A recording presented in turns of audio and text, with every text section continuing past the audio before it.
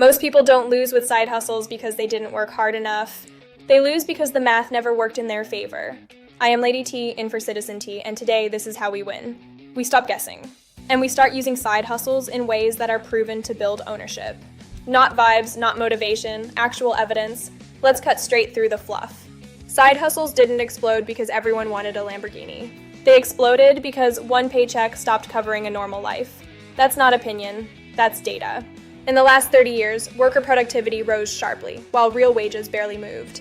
At the same time, housing, healthcare, and education costs surged, so people didn't get hustly, they got squeezed.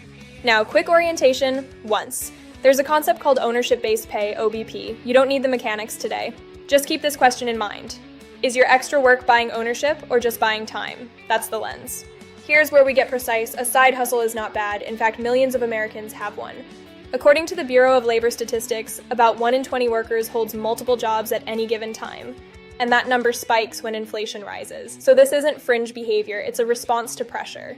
The question isn't should you hustle, it's what the hustle feeds. Here's a fact that matters. Historically, the majority of long-term stock market gains don't come from price increases alone. They come from reinvested dividends. When dividends are reinvested, they account for a massive share of total market returns over decades. That's compounding. That's ownership doing work without you present. And this is where side hustles flip from stress to strategy.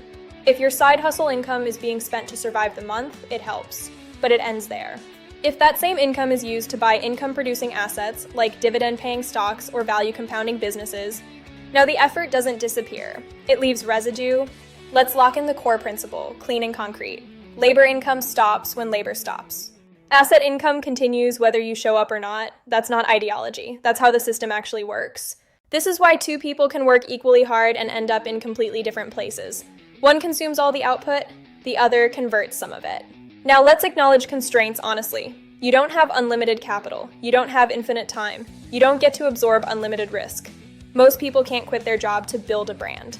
Most people can't stomach massive drawdowns. Most people need stability first. Side hustles exist inside that reality, which is why the smart ones are boring, controlled, and survivable. Here's the disruptive truth that rarely gets said clearly. The purpose of a side hustle is not to replace your job.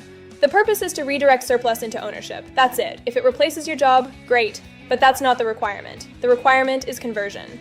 Citizen T puts it bluntly, if your side hustle dies when you stop working, make sure what it bought keeps working anyway. That's not anti-grind. That's pro-math. Now, proof of why this matters.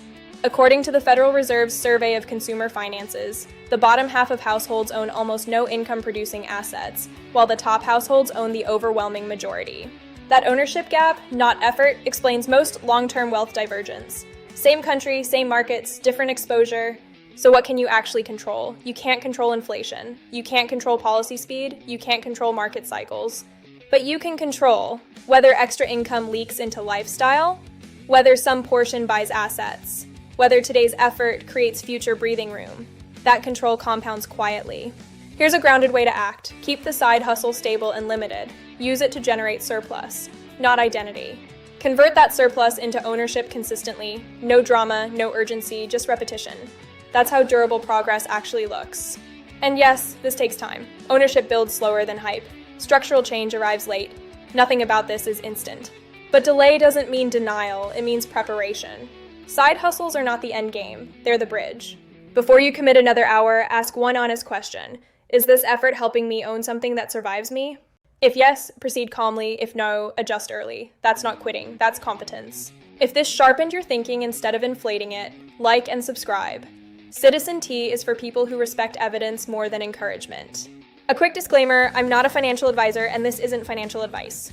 Use this as perspective, not instruction, and always do your own research.